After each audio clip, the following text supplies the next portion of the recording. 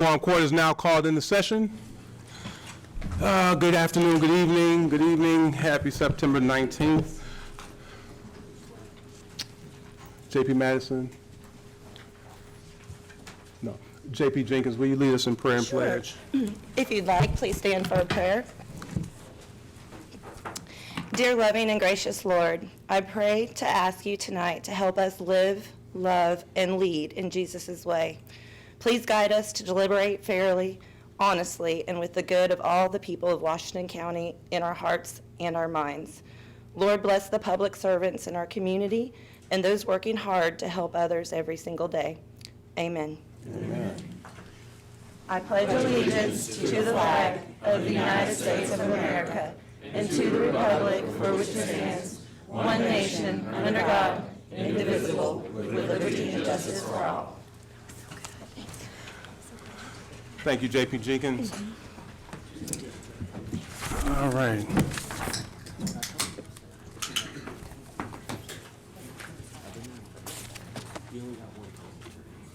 Okay, we'll go ahead and look at the adoption of the agenda. I move adoption of the agenda with the addition of the ordinances on our desks, one appropriating $25,000 and the other ratifying a conditional use permit.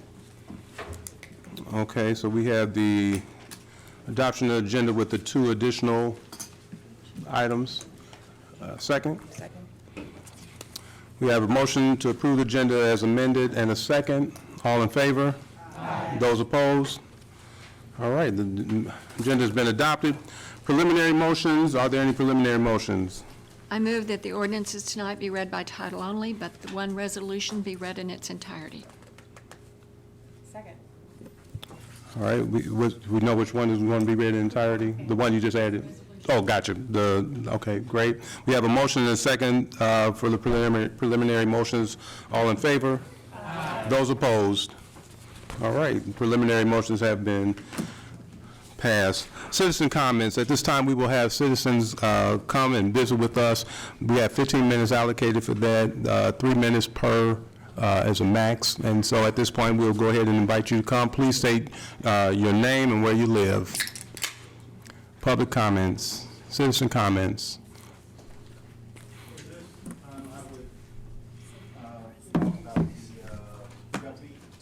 Well, we have that coming up. If you want to go now, you can. Last time they said there'd be no discussion since it just being put on a reading, so. All right, come on. Come on. Mm-hmm.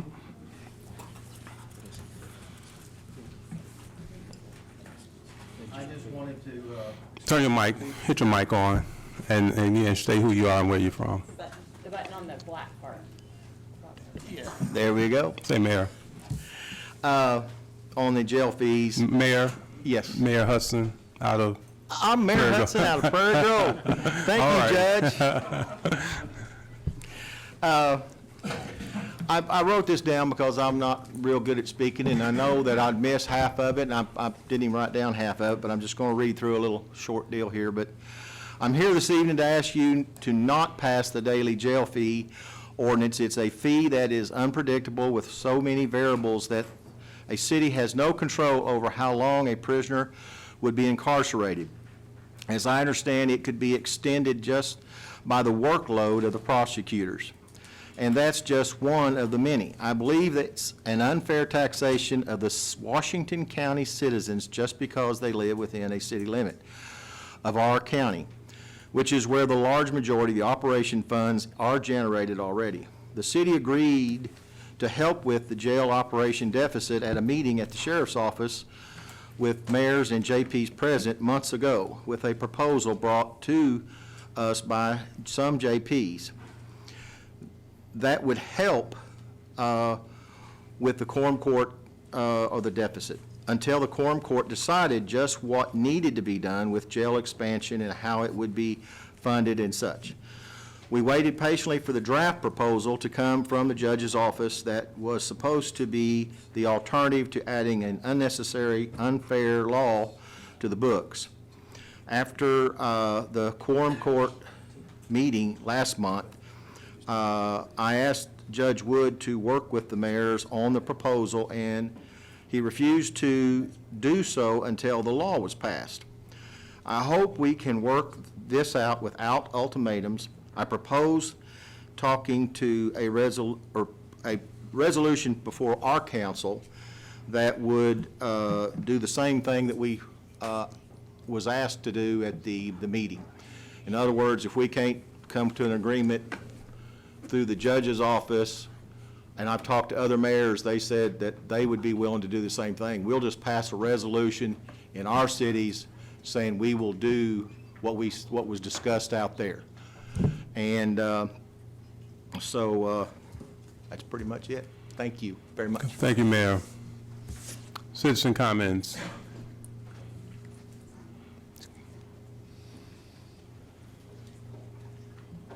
I wrote down what I was going to say, so. Good evening. Yes. My name's Carol Witter. I've been a citizen of Fayetteville for 45 years. I just wanted to make a brief comment about events concerning Washington County Detention Center, and I'll read mine too. Concerned citizens presented you a wealth of research and practices that could address a jail overcrowding and requested that it be a comprehensive study of our entire criminal justice system. There was enough public input and pressure to get Quorum Court to fund a jail study before jumping into a huge expansion.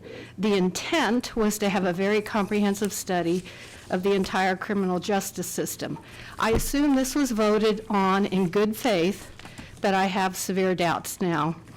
As far as I can tell, all of this input has been systematically disregarded. Beth Koger presented very legitimate organizations who could do such a study, organizations with a proven track record. It has been stated that JPs have no authority to commission the study or oversee the sheriff or court system. Please direct us to the appropriate authorities and committees so this vast amount of information can be given to the decision makers. It is the decision makers' responsibility to review all relevant input and information in order to make an informed decision. In all this public outcry and input, the jail committee stopped meeting.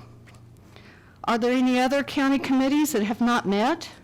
Why on earth has this committee not met? In the meantime, a CSU coordinating committee was formed by Judge Wood, a jail working committee formed by Sheriff Helder. What was the process in choosing these two committees? Who are the members of these committees and how are they chosen? This seems like a very covert process to run circles around the public's ability to participate. The public needs access to all reports, agendas, minutes, correspondence concerning these two committees. The committee members need access to very important research and input from the community and experts. There needs to be interaction and communication. Good decision-making does not happen in a vacuum. I have attended 2 CSU meetings and 1 jail working group meeting. I have FOIA'd all information concerning the process of commissioning the jail study. I have not received what I have requested. I know for a fact there have been 2 CSU meetings, 2 jail study groups discussing this.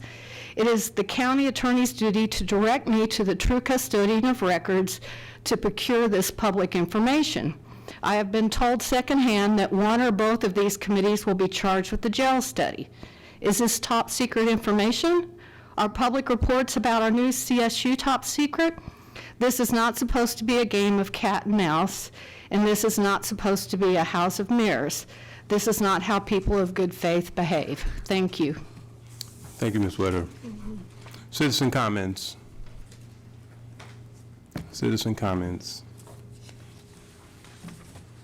All right, we'll move to item 6, approval of the minutes. I move approval of the minutes. We have a motion to approve the minutes. In a second, all in favor? Aye. Those opposed? All right, minutes been approved. In your packet, you have in the judge's report, you have a disposal county report that's in your packet, and with the county services meeting and the finance and budget meeting, that's what we will have for the judge's report. We gave a lot of updates in those 2 committee meetings. Item 8, we'll go ahead and move to item 8, the resolution honoring the Pitt brothers as the Washington County Farm Family of the Year. We got the resolution here. So first, look, can we honor those, where are they? Where I just spoke with them, the Pitt brothers? Okay. Come on up. JP Leming, you want to read it or you want to have?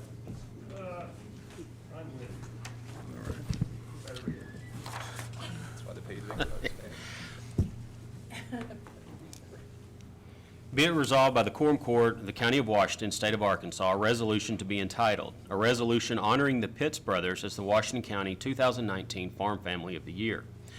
Whereas brothers Seth, Connor, and Alec Pitts are fifth-generation farmers operating an 1,100-acre beef, cattle, poultry, and hay farm west of Lincoln, Arkansas. And whereas the Pitt brothers began to assume responsibility of the farm working with their grandfather after the untimely loss of their father when they were still children. And whereas the Pitt brothers' dedication and hard work at an early age has contributed to the success of their farm, Sugar Hill Ranch.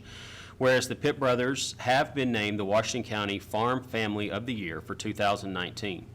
Now, therefore, be it resolved by the Quorum Court of Washington County, Arkansas, that Seth Pitts, Connor Pitts, and Alec Pitts are hereby honored and congratulated by the Washington County Quorum Court. Here, here.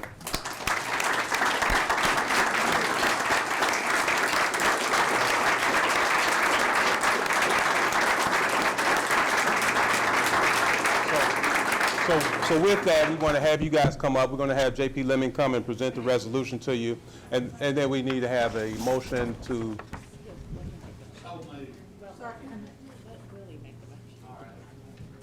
Present that to him.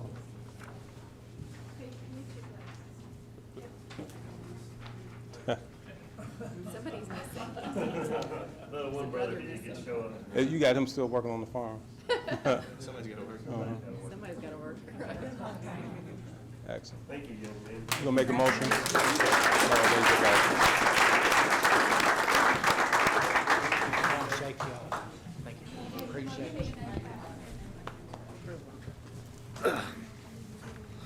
I'll make a motion to approve it. There's been a motion to approve the resolution. Second. And second, Ms. Patty, go ahead and do the roll. Ann Harbison. Yes. Butch Pond. Yes. Lance Johnson. Yes. Susan Cunningham. Yes. Harvey Bowman. Judith Yanez. Patrick Deakins. Yes. Lisa Ecke. Sam Duncan. Yes. Eva Madison. Yes. Andrea Jenkins. Yes. Suki Hires. Yes. Sue Madison. Yes. And Willie Leming. So the resolution is passed. Where did they go that fast? We still have one more JP who will be coming in, and we'll make sure she gets her signature on there. But I give you, again, your brother who's not here, our congratulations. Proud of you guys. JP Deakins, we have item number 9, ordinance establishing the daily fee charged to municipalities. Will you take that? Thank you, Mr. Judge, or Judge Wood. Attorney Lester, will you read this by title only? An ordinance to establish the daily fee charged to municipalities for housing prisoners in the county jail. So we revisit this again tonight, and I think we all have the backdrop of our budget meetings over the last month to bring us to even more realization while we're here. I just want to reiterate a couple things. I don't want to have my exhaustive speech like I did last time. You know, as a county, we are mandated to fund and provide the jail for the county. We see the overages and the spending and the costs that are happening here. We need help. This has already spurred what I hoped it would. This is bringing municipalities and the counties together to have conversations for solutions, both short-term and long-term. I hope that this ordinance, once it's passed, gives our judge the guidance and the starting point he needs to negotiate these agreements that will take you out of the daily use fee. The whole goal of this is to bring about flexibility and to work with our cities and to get input. That's the goal of this ordinance. Thank you. So,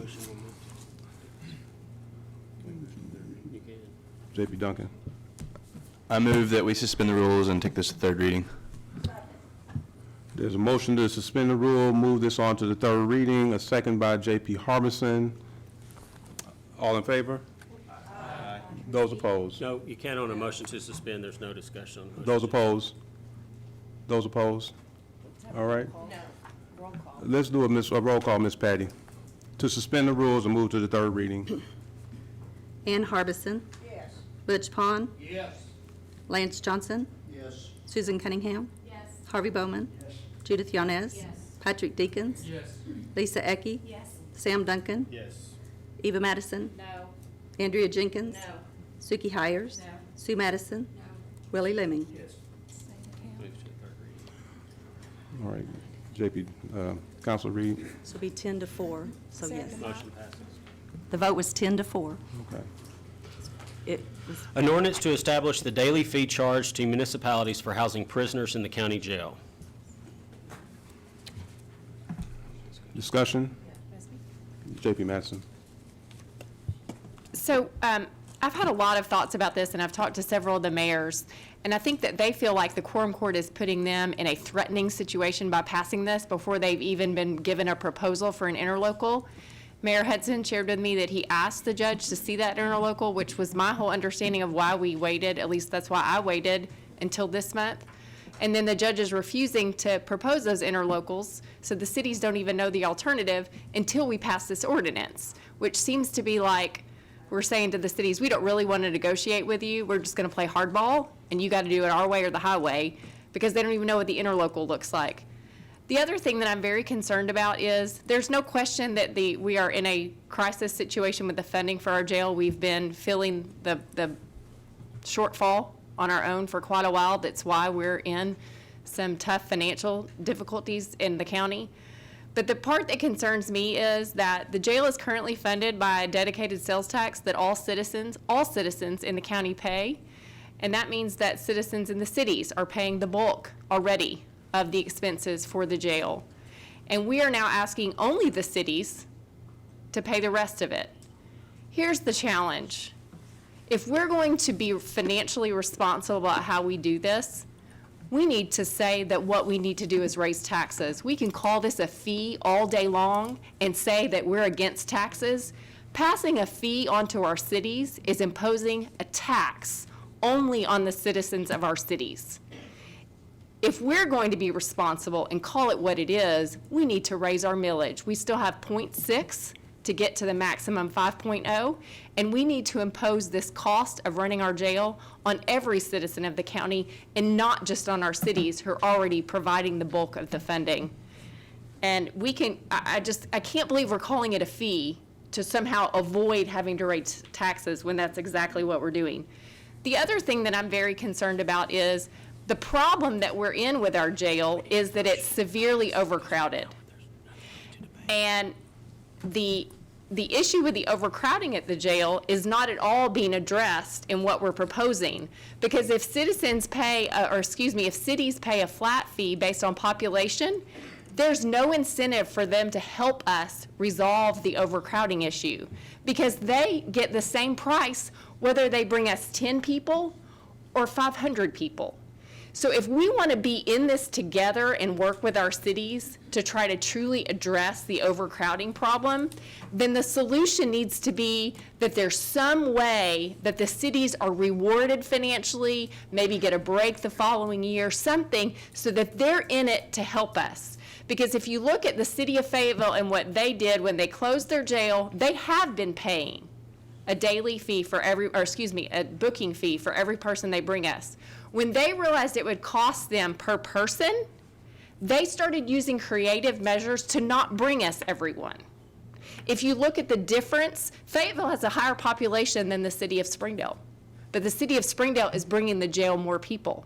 That's what's going to happen if you pay a flat fee based on population instead of making there be an incentive for the cities to help us cure the overcrowding problem. So I cannot support this, and if we pass this tonight, we are saying to our cities, you're on your own, and we're not in this together. Thank you, Judge. Thank you, JP Jenkins, and then JP. We don't have a motion on the floor. We need a motion on the floor to continue the What was the, I thought we did. What was, I moved to do the third reading and then. we did. I moved to pass now. Need a second.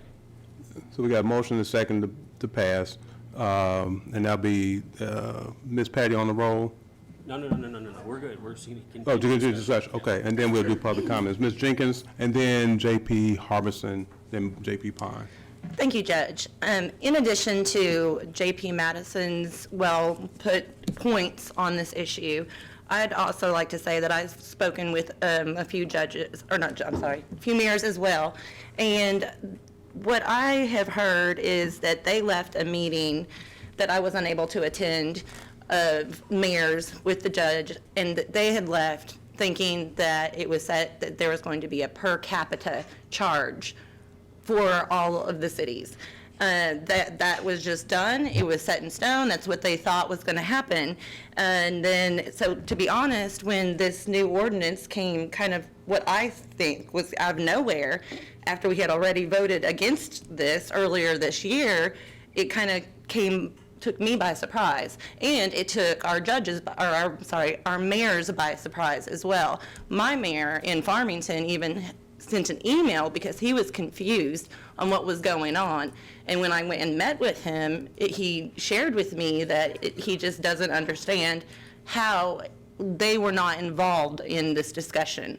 Beyond how this got brought back after we already voted against it earlier this year, when they honestly thought that it was going to be a per capita fee. Thank you. J.P. Harbison.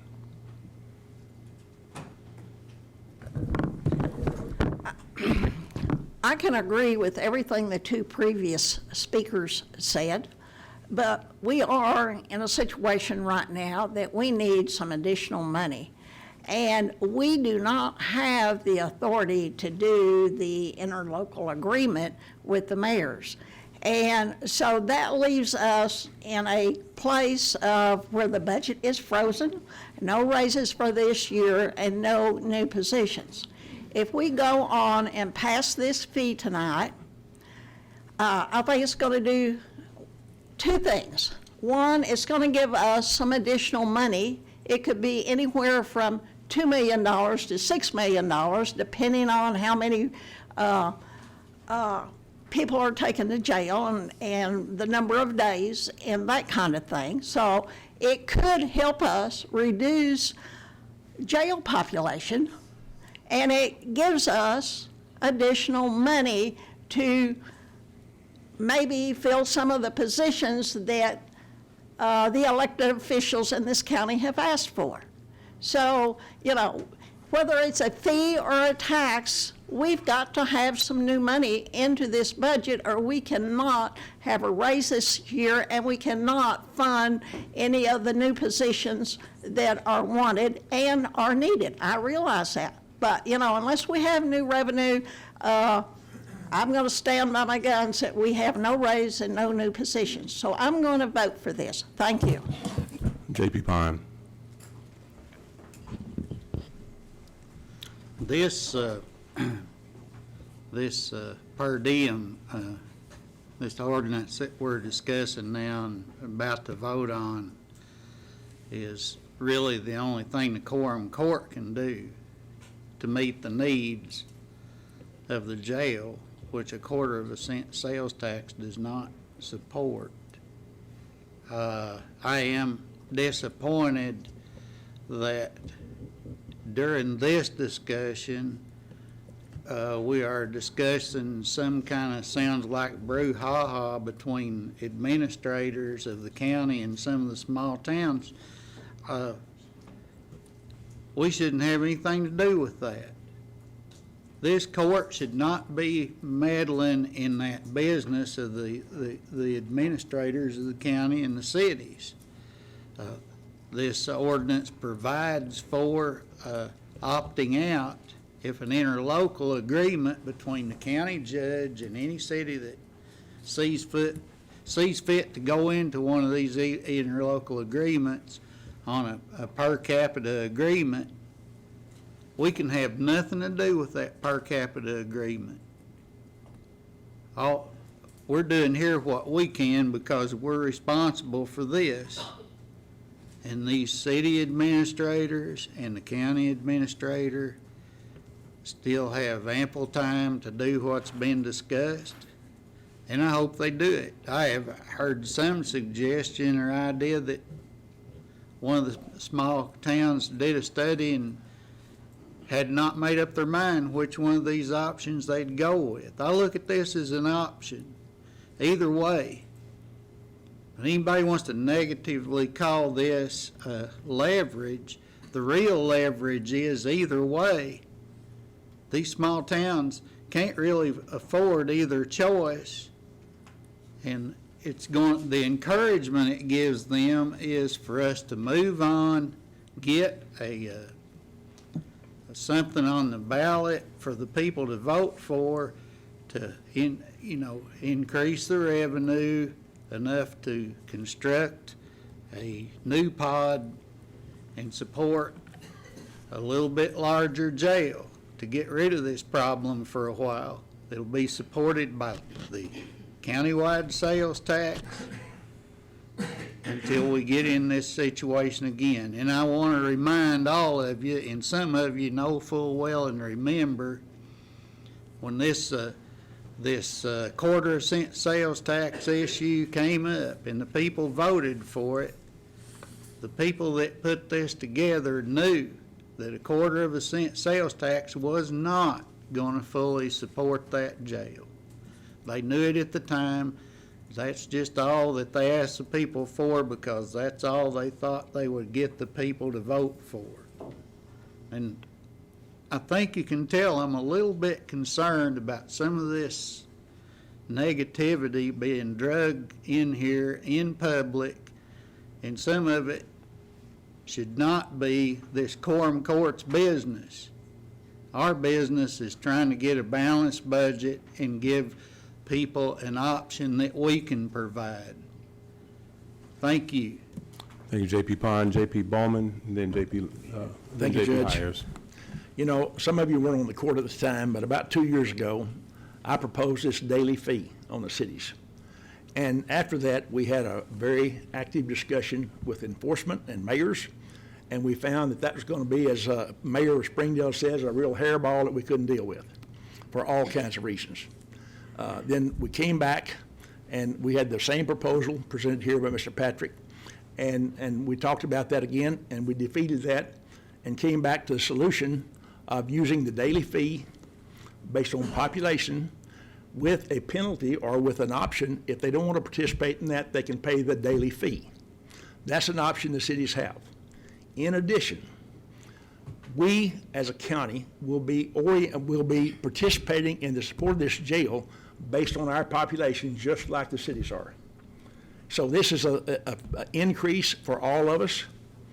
The thing is that instead of the county carrying the entire load for the cities for this extra cost, the counties will be carrying a smaller portion of it because it's going to be taxed on a smaller population basis. So this is a compromise. And I sat down there at the jail with the sheriff, with most of the enforcement people in Northwest Arkansas and mayors. And we talked about this in some detail. I feel like it was almost a unanimous decision down there that we would move ahead with a per capita fee to the cities based on what the overrun on our budget is and what it's going to cost the county. So I'm disappointed to hear all the pushback on this thing. This is something that needs to be done. We've had strong support from the cities, and I think one city pushed back about the fee, and I think that's the reason that we came up with the option of giving them a daily charge. Thank you, Mr. Chair. J.P. Bowman, J.P. Hires. Yeah, J.P. Leming's fast, J.P. Hires. Okay, thank you, Judge. I want to preface this by saying I do understand that we are in a financial crisis situation in the county. I was at the meeting that I think is being referenced at the sheriff's office where many of the, where the per capita idea was discussed. And many mayors walked away feeling pretty confident that this is a positive development from that meeting. But the fact is the mayors have not had access to the interlocal agreements, and this is the reason I thought that we postponed this vote from last month. I don't think it's the city's duties to pay for our raises in the county, and we do have the power to raise the millage. that would make it more fair for residents that live in the county, like not out, like outside of our city zones. I would feel a lot more comfortable about this whole ordinance if the mayors had had access to the interlocal agreements, but I don't think that they have, and so I'm just not feeling comfortable with this because of that reason in particular. Thank you. Thank you, J.P. Hires. J.P. Madison. Thank you, Mr. Judge. I must differ with my colleague in that I think county business is the business of this quorum court. And as far as I'm concerned, this is too open-ended for my taste, and also includes what I consider to be penalties and threats. So I'll be voting against it. Any other comments from J.P. Yanez? Okay, so I'm trying to understand, I know the wording per capita is something that they approved at this meeting. And so we have the smaller cities that have a smaller population, which statistically they would have an incarceration rate. Can you guys explain just the process that will go, if this is passed, for each city individually, they will negotiate with the judge, and how would that process look? And what would be for each agreement? If, like, just examples. So Treasurer Hill sent a workup to us, and I sent that out to the mayors. Here's what your population is, and then here's what the breakdown that we paid last year in shortage, the jail to what is necessary and needed. Divide the population by that number, and it comes out to, I don't know, I can't remember, $2, $3, and that's what the city is and the county would be paying for anybody that they're bringing. So that's how you get the per capita. What was the shortfall from last year divided by the total population, and then that would be the, and obviously the challenge would be the city sitting and saying, okay, I have had, if I go back and past year, I sent so many people to the county jail. Doesn't make sense for me to go and just do jail per fee because I only had 2 people and they were gone and out in 15, 20 days or 30 days, whatever it is. It's more for me to maybe look at that than maybe a per capita when I got, 3,000 people times what, $3 and whatever that is. So that becomes how they would, I guess, determine whether they would look at going jail per capita and or the jail fee. That makes sense? So each agreement will be to the benefit of each city? It would be based on their population, and then them determining which route makes most sense for them to do the jail fee or to go with per capita. Okay, thank you. J.P. Bowman. Thank you, Judge. I think it's really important that we go ahead and get this done because the cities are working on their budgets just like we are right now. And if we go ahead and pass this based on their choices, they can go ahead and handle their budget in a way it makes sense. They can go ahead and get this done. And I think it's imperative we move ahead and get this done instead of wait till the last minute when they've already got their budget set. Thank you. Good public comment.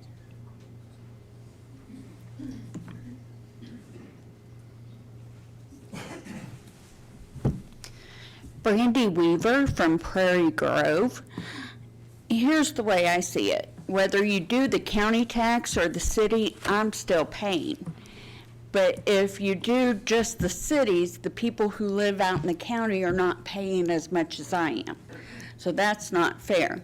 Another issue, this is money that we're concerned with because of the jail overcrowding. I've got a simple solution. We've got the Bell project going. That's going to help. We hired an ombudsman. That's going to help. Stop participating in 287G, and until they complete the study, stop holding for other municipalities outside of Washington County. Guess what? You don't have your jail overcrowded if you're not holding for everybody else. And it's not costing the taxpayers more money when we already had our taxes raised in January. We had our property taxes raised in January, and there were budget issues. There was money that came up missing out of the sheriff's office budget for the new vehicles, and there was money that was appropriated to other people's raises. So to me, it sounds like a lot of mishandling of money out of the county, and you're gonna want me to pay more. You guys work for us, the taxpayers. You answer to us. We vote you into office. We want you to be responsible with the money that we pay in our taxes. It's your job to allocate it. And it is not fair when people are not responsible with our money. I take issue with that, and I will be voting by my issue. Be responsible, figure things out. And that means everybody needs to be responsible, not just the people in the Quorum Court. Other people need to be responsible with their budgets as well. Thank you. Thank you, Ms. Weaver. Public comment.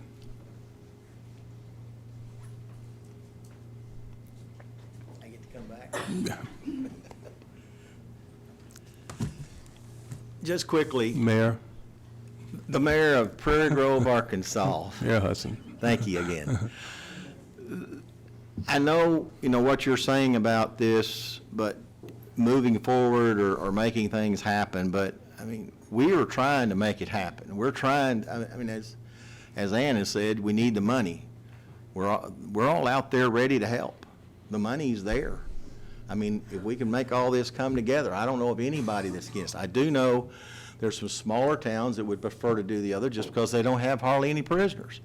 But if we can sit down and negotiate a per capita that covers the cost, we can also negotiate that these folks, if you prefer to do the 62, we can do that. There can be an agreement for that just as easy as it can be per capita. Each person can fit their size of their city and their situation. The problem I have with this being passed, it's a law.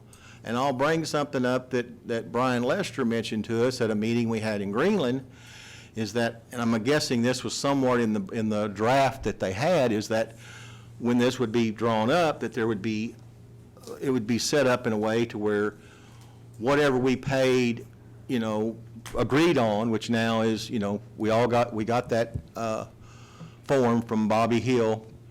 It said what we'd all pay. But if that became not enough, that was going to be an automatic change type thing. So therefore, and I said to him, wait a minute, all the cities can't give an open check to say if we overspend next year, the cities will pay for it. Because, it might be $3. Well, now we're saying it's $4. And we need to look at that each time. We need to have an opportunity. But if you pass this, it's a law. It don't let ladies and gentlemen sit down and have an agreement like we agreed to do. It says, you better do this or you've got this. And if it comes to negotiations down the road, and we might think, we might say, wait a minute, this $3 is turned into $4, is turned into $5. This is getting ridiculous. What's going on? And they say, well, you can sign this or you can pay this because it's law. There's no options. It takes you're twisting our arm behind our back and saying, we've got the law now, so we really don't care. You can say, we don't care if you do the per capita because we've got a law that says you'll pay $62 a day for every day you have a prisoner in there. So there's, I hope that's understandable, but we want to help. We want to be a part of this, but we don't want it to be a law that says you're going to do one or the other. And they agreed to do the per capita because they could budget on it and they thought it would be better. And I think there was some mention that wanted more accountability to try to maybe cut back. And I think the way Fayetteville does it, I think a lot of the people I've talked to are mayors, that's, you know, a $62 booking fee, one-time booking fee. I don't think anything would balk on that. We want to help, but if you pass this ordinance, you know, it's, we have no choices. The negotiations or the talk about this might go over okay, but if they don't, if that cost keeps going up and nothing happens, then, you know, there's no reason to try to make it right, cut the costs, or prove to us that that needs to be done, because it's this or that. I mean, it's an ultimatum, basically. Thank you. Thank you, Mayor. Public comments.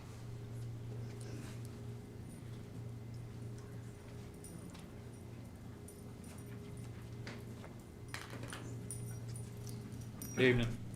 My name is Jim Neighbors, I live here in Fayetteville, Arkansas, and I'd like to talk about the expansion of jail. I mean, it's something that's going to have to happen. I mean, what I understand is we have like 330-some people, families a week that move into Northwest Arkansas.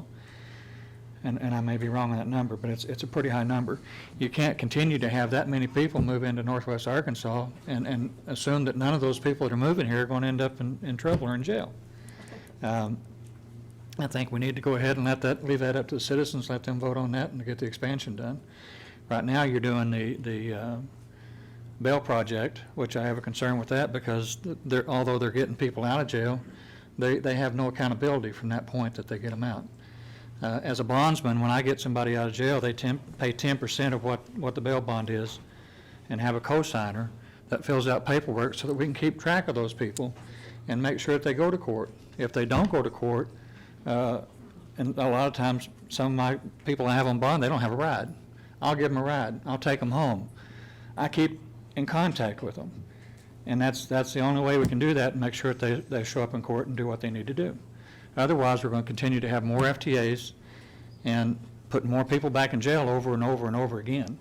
And after that's done so many times, these people that are in jail for failure to appears, their families tired of bonding them out. That's why they're sitting in there and they can't get out of jail. It's not because they don't have the money, and a lot of them don't have the money. We work with them too on payments. We don't expect it all up front all the time.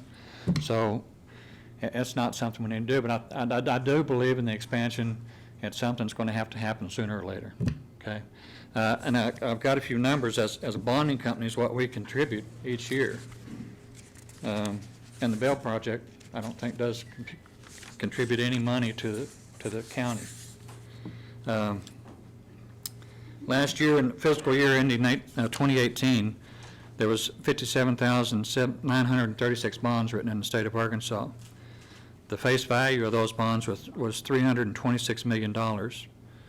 Revenue that was generated was $3,476,000, and the money was distributed as follows. $1,158,720 went to pay the Public Defender's Commission so that they could defend these people in court. $347,613 went to the Arkansas Sheriff's Association. $231,000 went to the Bail Recovery Fund. $210,000 went to Domestic Peace Fund in the state of Arkansas. $145,747 was state general revenue. $222,860 was agency maintained for operation. The forfeitures in the state of Arkansas last year was 148 people. Okay, that didn't go to court, but were picked up and put back in jail again because they failed to go to court. That's a 2.6% of the total, and that's the lowest in the United States. The state of Arkansas has the lowest percentage. I own bondsman, that's my job, so I am concerned about the people that are out there and with the bail bond project. I'm concerned that with no accountability on their part, after they get somebody out, eventually somebody's going to get hurt. And it's your families and our citizens' families that are out there that could get hurt. It's happened in other states already that they're working in, and I don't want to see it happen here. Okay. Thank you. Thank you, Mr. Neighbors. Time is done. The time is out.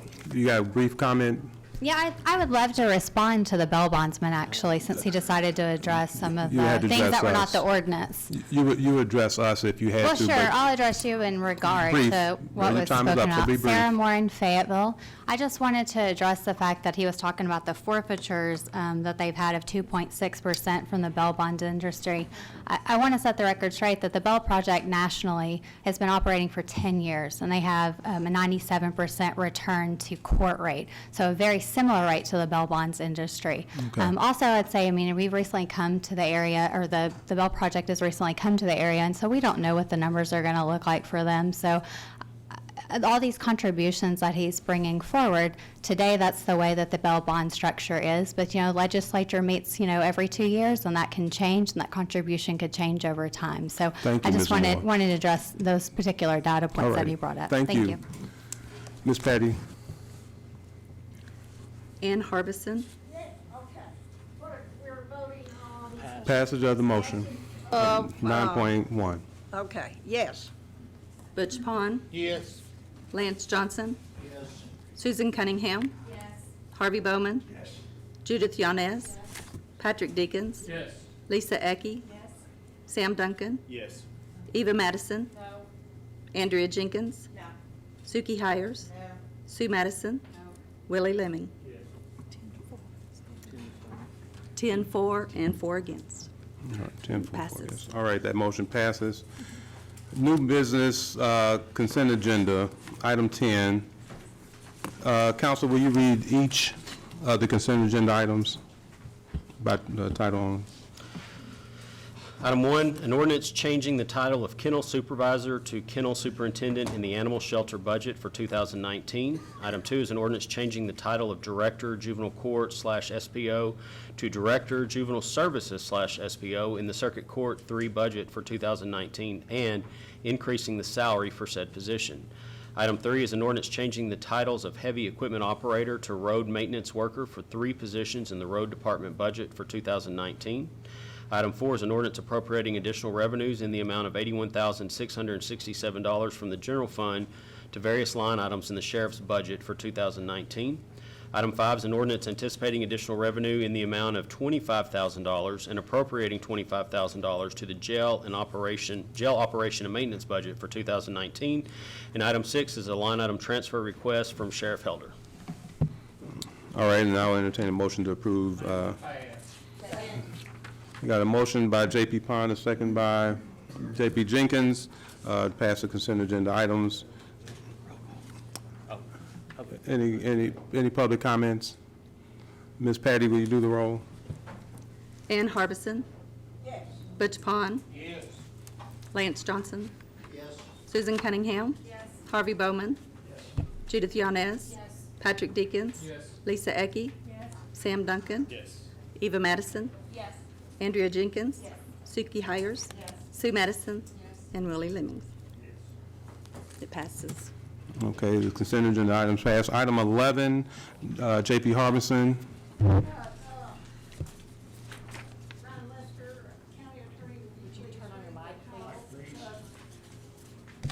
11. An ordinance authorizing the county to do business with Southern Graphics. Move to suspend the rules and read the second time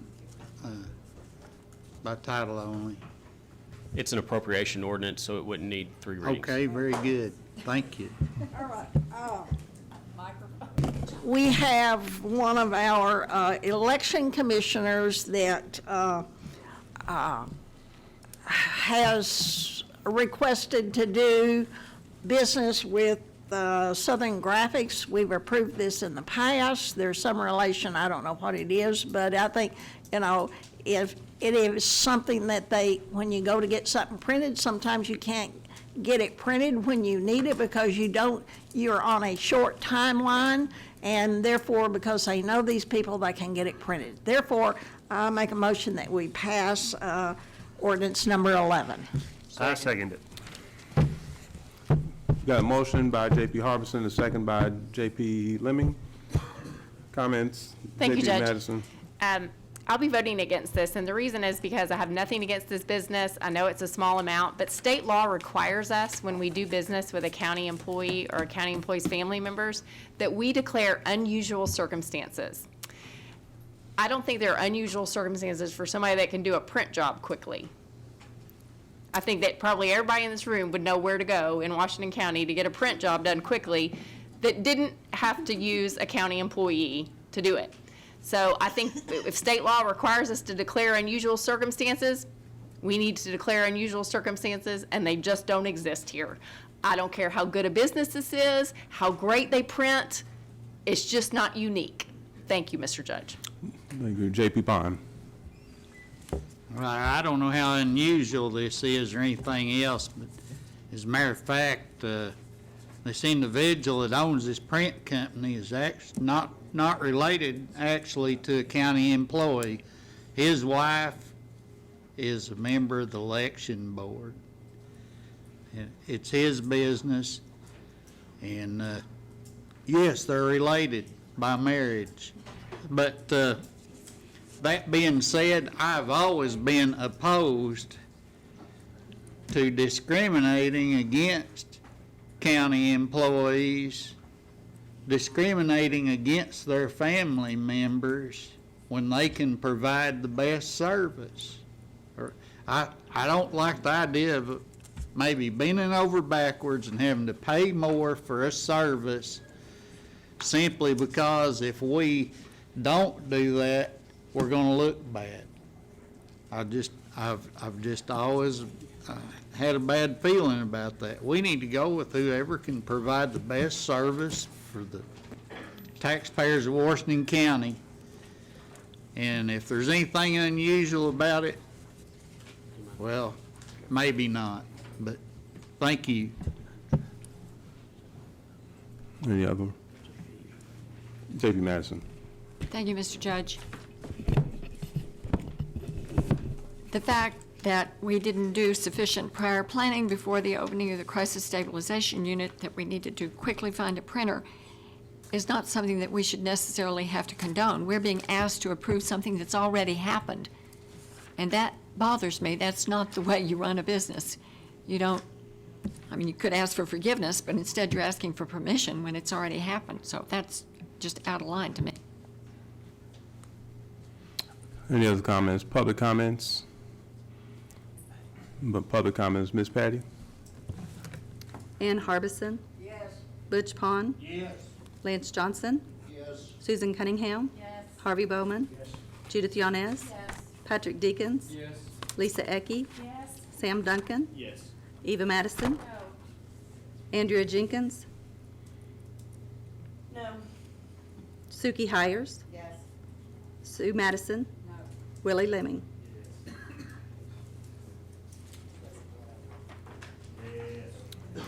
It's 11-4 and 3 again, so it passes. All right, that ordinance passes. Committee reports. Oh, we had the two other ones, I'm sorry. Which one is first? Who has that one? J.P. Deakins, will you introduce the added ordinance, the CUP? Yes, Judge. Attorney Lester, will you please read this ordinance by title only?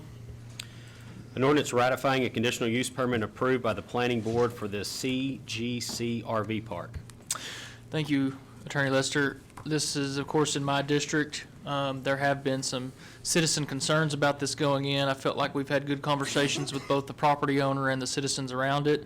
The property owner has committed himself to taking some mitigating actions to alleviate some of the concerns of the citizens. I believe this is a good project, and I believe he's working with the people in the county. What more can you ask for? I move that we pass this. Got a motion to approve 9 point, what is that, 2? That would be 9 point, 10 point. It's the one we just added on the CEP. We have a motion to pass and a second by J.P. Pine, J.P. Madison, and then J.P. Madison. Thank you, Mr. Judge.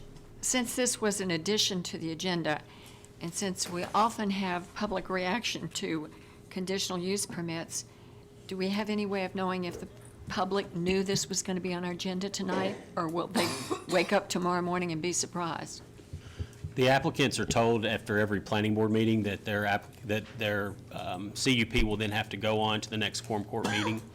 And so typically, the way that we always handle these, we've got it set up so that it would go to the next Quorum Court meeting. If the planning department or planning team has inquiries from people who are wanting to appeal, we will not put it on because we know that an appeal is most likely imminent. In this case, the appeal time on this, I believe the time limit runs Monday. And so no one has inquired or asked about an appeal from the planning department, which is why it's on tonight's agenda. However, passing this, if someone were to file an appeal by the close of business Monday, then this would be irrelevant. It would be put on hold, and there would be an actual appeal to the Quorum Court. Okay, thank you. Okay. Any other comments, public comments? All right, Ms. Patty? I just have a question. This is not an emergency ordinance? Oh, or that's is it? right. So we'll just move that one. It's, There's going to be emergency clause on it? I didn't see it on there, No, there's no so emergency they have clause. to suspend the rules? So it just, Yeah, I'll make a motion, we suspend the rules and move it to the second reading. there's been a motion to suspend the rule, move to the second. All in favor? Those opposed? All right. I'll read it. Hold on.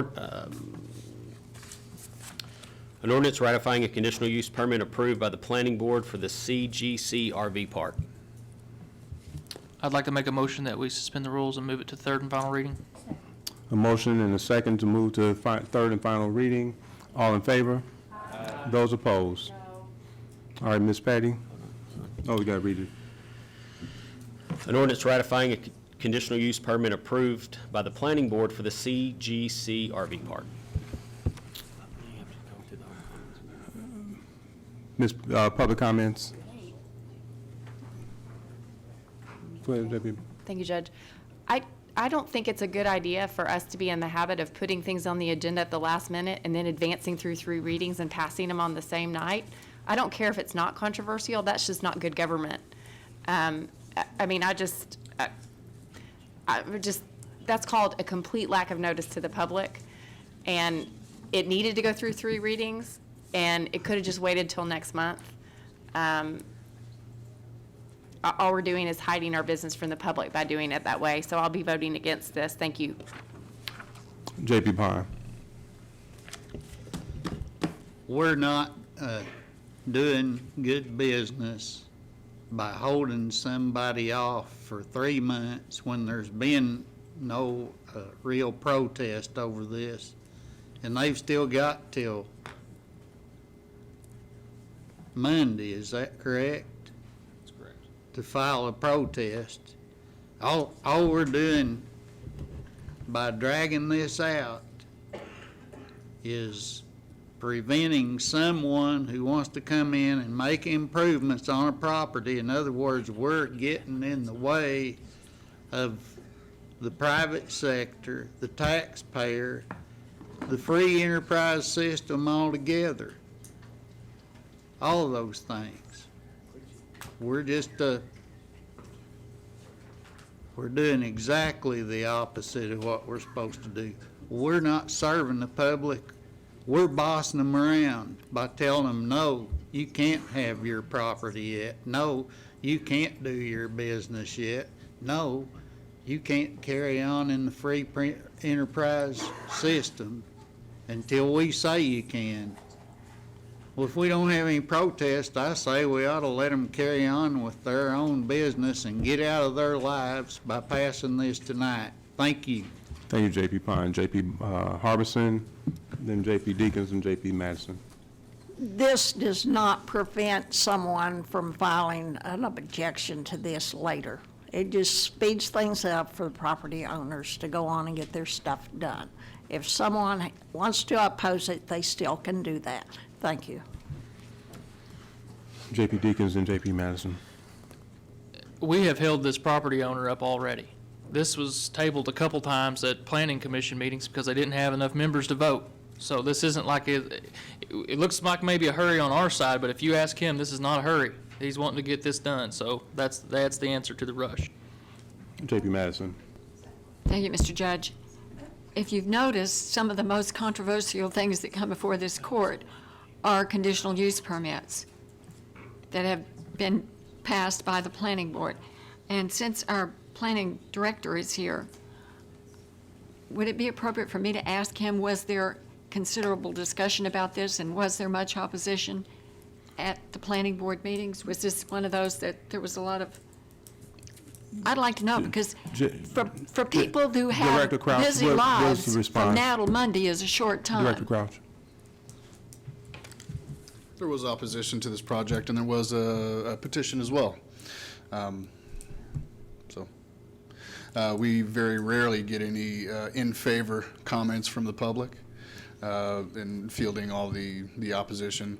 I wouldn't say that this was very controversial, but there was some opposition, mainly from the neighbors within the immediate area. Who would have the, well, let me ask you this. In your opinion, were those opposed aware that they had until Monday, 4:30 to file an appeal? Yes, ma'am. 30-day appeal period.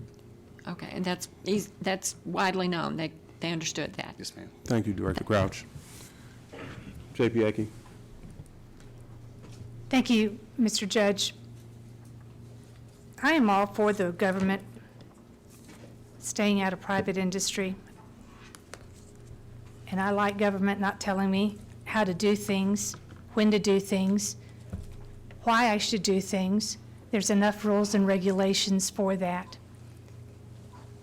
I'm of the mindset that I don't like micromanaging and feeling like you have to come and get down on your knees and beg me to give you permission and knight you that you can go out and be a free citizen and enjoy the liberties and the privileges and the pursuit of happiness that you are entitled to by our Bill of Rights. I think enough is enough. We are transparent. We are on YouTube. Everybody can see everything that we do and hear, if you speak loud enough into the microphone, what we do. If you want to know something, all you have to do is ask, and we'll give you the information. You don't have to go into FOIA and charge the taxpayer more money to get the information. I think it's about time this court gives the citizens the respect that is due to them and their due process and their rights, and to honor it. I'm in favor of passing this, and I hope this discussion is over. Call the question. Thank you. Questions called? All in favor? Those opposed? All right, public comments? Ms. Patty? J.P. Harbison, Ann Harbison. Yes. Butch Pond. Yes. Lance Johnson. Yes. Susan Cunningham. Yes. Harvey Bowman. Yes. Judith Yanez. Yes. Patrick Deakins. Yes. Lisa Ecke. Yes. Sam Duncan. Yes. Eva Madison. No. Andrea Jenkins. Yes. Suki Hires. The passage of the, see, they didn't have any. Sue Madison. And Willie Leming.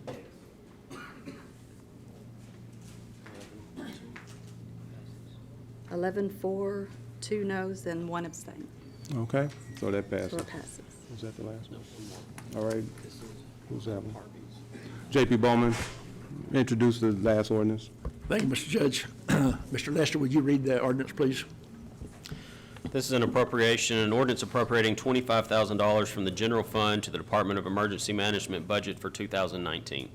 Okay, thank you. You know, one thing I'd like to see us change about this, I talked to the chief of police in Springdale. They did use a consultant for this process, but they used the consultant to negotiate the deal for the radios.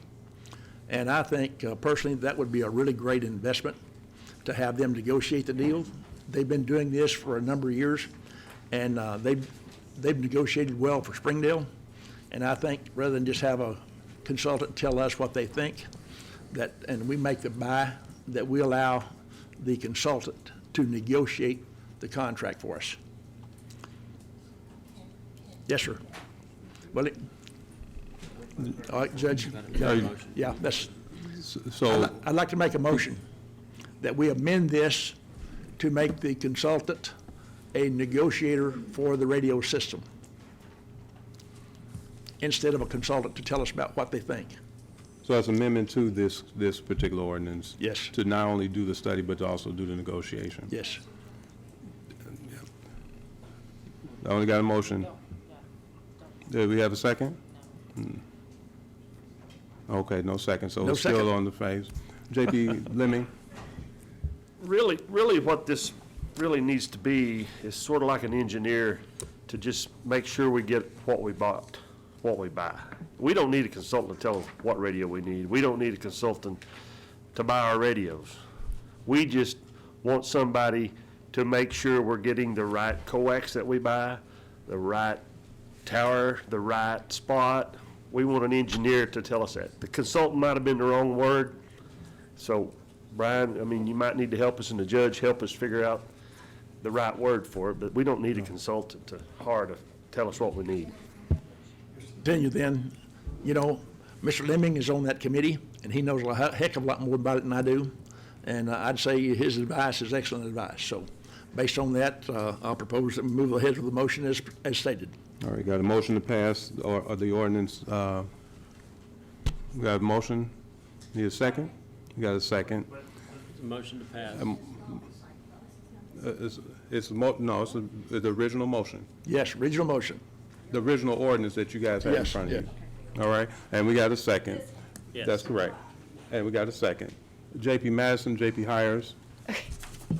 Thank you, Mr. Judge. I'll be voting against this at a time when we're talking about our tight financial situation and the potential for not giving employee raises. The fact that we're going to pay somebody $25,000 to tell us what kind of radio to buy, when we've had a committee studying the issue, and I think J.P. Johnson was pretty apt when he said Fayetteville bought Motorola, Springdale bought Motorola, Benton County bought Motorola, Rogers bought Motorola, Bentonville bought Motorola, but we're going to pay somebody $25,000 to answer that question for us. That's not responsible fiscal spending, so I'll be voting against this. JP Hires. Thank you, Judge.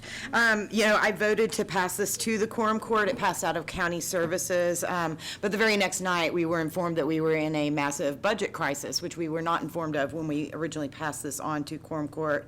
Knowing the current situation that we're in, I too do not feel comfortable spending $25,000 for this particular situation, so I will be voting no. JP Leming. I just want to state that 25,000 is a little bitty piece of the pie. There's probably going to be between 5 million and 6 million or 7 million to buy a radio system. And Washington County is one lightning strike away of not having any 911 services and radios in Washington County for all volunteer fire departments. So you're going to have to do something one way or another. $25,000 is a very small piece of the pie to make sure we get what we pay for. So if you want to go to CB radios, let's go, but we're going to have to do something before it's over. Thank you. JP Deakins. I understand the need for somebody on a project this big to kind of come in, and what I'm understanding is what we need is almost like a general contractor to oversee it and make sure we're getting what we want. I'm not sure that's what this ordinance says. The ordinance clearly says it's for selecting new communication system, and so I think we either need to amend this or put this off until we pick the system. That's. I make a motion, we just table it and be done with it. JP Harbison. John Luther came and did the presentation on the radios, and he was in support of us going on and hiring a consultant to really tell us the differences between the two companies that were presented and which one would best serve this county. He really did not want to make that decision. He thought that someone with a little bit more information that does this could give us the information to decide which system to choose. Thank you. JP Bowman, yes. We had a motion to table in a second. He wasn't recognized. It was not. Was that out of order? Yes. JP Bowman. Yeah. You know, if you remember, Mr. Luther spoke. We had some of the best radio people in Washington County here. And Mr. Leming is over there. He's been using the radio system in Northwest Arkansas for many years out of the fire department.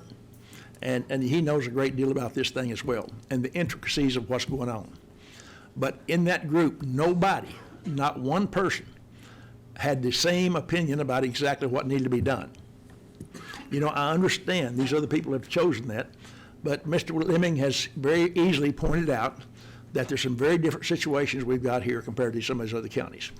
And it's important that these small independent fire stations out here have the support with a radio system just like we do the rest of things. So we need somebody with the expertise to bring all the pieces together because our people, our group of radio users, didn't agree completely about what needed to be done. We need some expert input in this situation, and I think his comment about this being a small part of the pie is very accurate. So I'm going to ask that we all support this. Thank you. J.P. Jenkins. Thank you, Judge. I just wanted to put my 2 cents out there that when the group that got together to discuss that, what is the group that you guys get together and discuss? We have radio committee meetings. Radio committee meetings that got together. So these are the experts. These are the guys that are on the front lines. They're the ones that work with these radios. And if all of them came to us and said, this is what we need advice from a consultant, I feel like we need to trust their advice on that and go for and do what's right to support them. Thank you. J.P. Yanez, and then J.P. Leming. Okay, I'm just going to reflect back on what I'm hearing. You guys wanted a consultant to tell you which radio to buy. That's what I heard last time that they came here and presented. We need a consultant because we're confused. I even asked, why didn't we hire one initially? And the reply was, I don't know. But what I'm hearing now is that we need someone for wiring. And so I'm afraid that if we spend this money, will that person be heard and used properly for the project? That's all I want to say. J.P. Leming and then I J.P. want to make a Madison. motion to kill it, totally. We don't need a consultant, we don't need an engineer, we don't need nothing. We know what we need. We got a motion to suspend, to postpone. You don't have a dang clue. J.P. Leming. We got a motion. Do we have a second? Point of order. You're on one side and they're on the other side. That's why we need a consultant. Harbison, J.P. Harbison. We have a motion by J.P. Leming. Do we have a second to postpone? And we have a second. All in favor? All in favor? Aye. Those opposed? Okay, so that one has been postponed. Committee reports, County Services, J.P. Bowman.